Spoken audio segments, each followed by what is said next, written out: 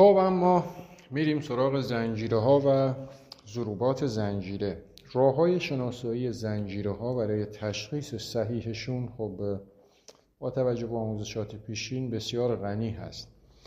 در این مبحث ضروبات اسامی ما از ضرب اول اسامی برای تشخیص و شناسایی درست زنجیره بودن یا نبودن یک منطقه و اسامی اون استفاده میکنیم. شما یک منطقه دارید با تعدادی از اسامی، میایید و بر حسب آموزش‌های پیشینتون یک زنجیره رو شناسایی میکنید.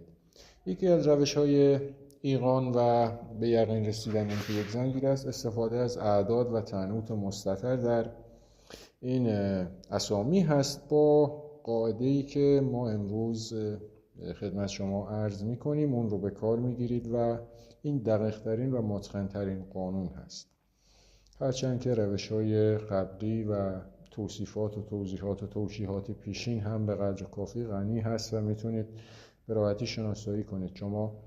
ما در آموزشات پیشین عوارض هفتگانه رو گفتیم که جدا به جدا اگه کوه بود برای دوران مثلا هخامنشی غرب کوه، برای ساسانی ها شرق کوه، برای اشکانی ها شمال کوه و بسیار به ندرت جنوب کوه، اینها قطبی هستن. چشمه همینطور، دره همینطور. و بعد راه تشخیص زنجیرها و قدمت شناسیشون رو مثلا گفتیم اگه از آرزوی بزرگ به کوچیک کشیده شده باشه زنجیره مربوط به دوران هخامنشی ساسانی هست و اگه از کوچیک به بزرگ کشیده شده باشه هخامنشی است و خیلی موارد دیگه. یکی دیگه از روش‌های تشخیص درست استفاده از ضرب اول اسامی هست. این قانونی که امروز میگیم قانون شروع ضروبات زنجیره هست و من خیلی فشرده و خیلی منضبط و منظم با ذکر یک مثال از یک زنجیره اون رو خدمت شما عرض میکنم که شما متوجه بشید. ببینید، ما ضرب اول رو توضیح دادیم، دیگه نمیریم سراغ توضیح ضرب اول هشن مختصر و میریم سراغ قانون استفاده از یک ضروبات زنجیره برای قانون ضرب اول و استفادهش در زنجیره. شما یک مجموعه از اسامی دارید، محمول اول، محمول وسط و محمول انتهایی رو تشخیص میدید و کلاً ما قبلا درباره این مباحث صحبت کردیم.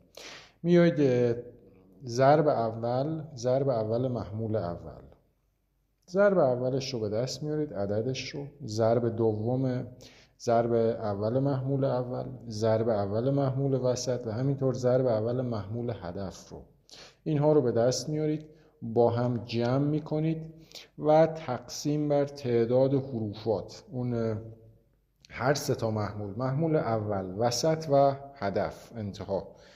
خب جمع حروفات رو قبلا قاعدهش رو براتون گفتیم، همه حروفات جمع میشن الا ما دو تا قاعده داریم، قاعده حذف جفت و حذف تکرار ها. اینجا حذف جفت ها هست. حذف جفت ها یعنی مثلا شما دو تا لام دارید در تعداد حروفات، دو تا لام دارید، دو تا رو با هم حذف میکنید. ولی حذف تک اگه شما مثلا در یک 8 تا واژه یا حرف داشته باشید توش 3 تا لام باشه، قاعده حذف واحد هر سه تاش رو پاک میکنید، ولی در قاعده حذف جفت فقط 2 تا رو پاک میکنید چون اینها یک جفت هستن، باید جفت باشن. اینجوری هست. با قاعده حذف جفت ها تعداد حروفات این اسامی محمول وسط، اول و آخر رو کنار هم قرار میدید. مثلا شما 3 تا واو دارید، 2 تاشو حذف میکنید، یکیش میمونه. 4 تا میم دارید، هر 4 تاش حذف میشن. 2 تا ب دارید، هر 2 تاش حذف میشن. این قاعده حذف جفت حذف میشن.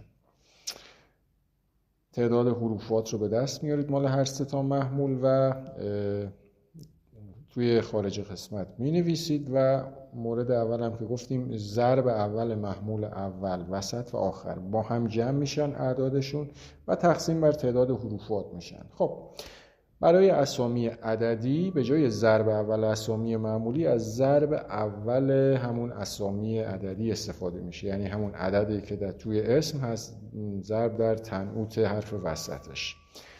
و بریم سراغ تبصره ها. خب میگیم این تقسیم هست، این قاعده قانون کلی. اگه باقی مونده این تقسیم برابر با 0 باشه زنجیرتون درسته، درست تشخیص دادید. اگه باقی موندهش 0 باشه. یه چیزی هم بگم، در تقسیم کردن ما اعداد اعشاری و اعداد نیم صحیح رو جز جمع داوودی و سلیمانی حساب نمی کنیم. شما مثلا عدد مثلا 19 ممیز 15 یا 19 ممیز 17 شما 1 و 9 رو با هم جمع میکنید، اون 17 رو میذارید کنار. معمولا همیشه عدد رند و عدد دوران باستان اعداد رند کوچک رو در نظر بگیرن. توی ریاضیات امروز بهش میگن قدر مطلق فکر کنم. شما مثلا اگه 19 و نیم داشته باشید یا 19 و 14 همون 19 حساب میشه. این هم همینجوری قدر مطلق توی ریاضیات باستان هم اصلا از مال ریاضیات باستانی بوده. ما هر چی که داریم اون بیس کارمون مال ریاضیات دوران باستان هست، از سومری ها، بابلی ها، ایرانی ها و یونانی ها. اگه باقی مونده این تقسیم ببینید باقی موندهش 0 شد زنجیرتون درسته. اگه 0 نشد ایراد داره، باید برید چک و بالانس کنید.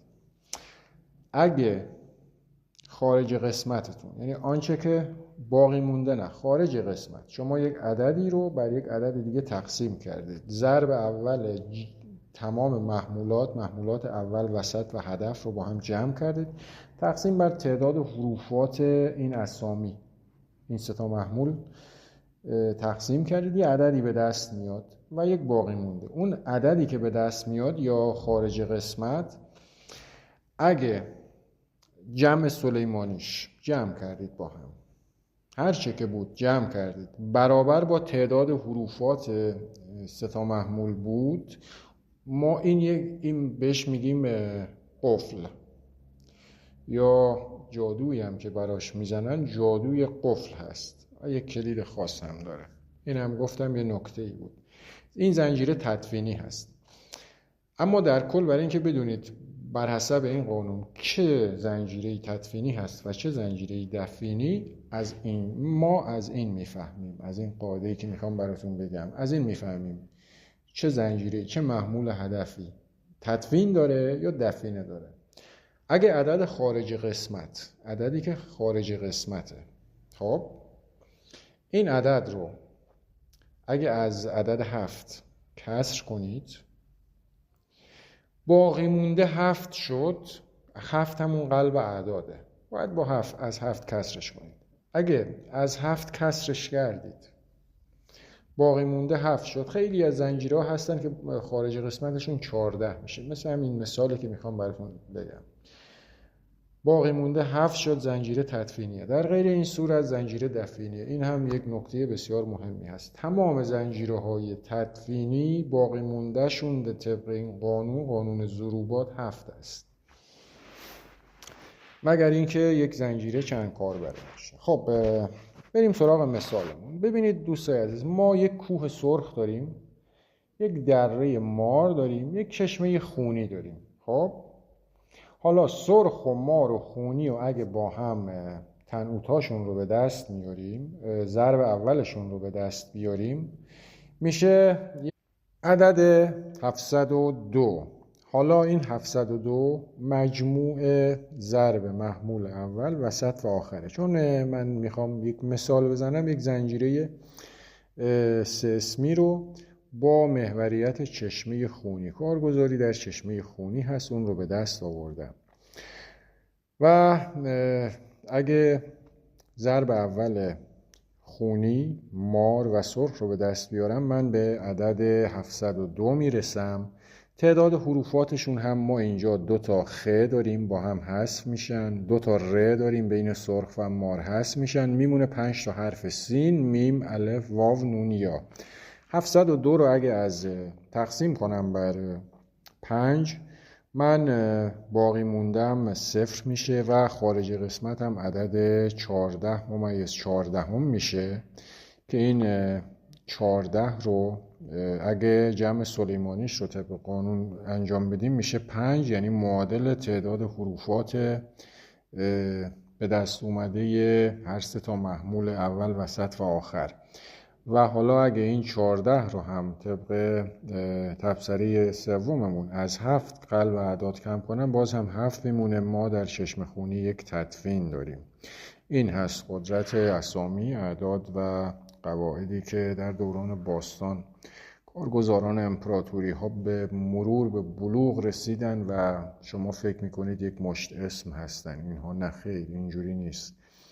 ما در قانون ضرب دوم درباره نوع عوارض صحبت میکنیم، این که چه عارضه‌ای و مربوط به چه اسمی هست و تشخیص اینها.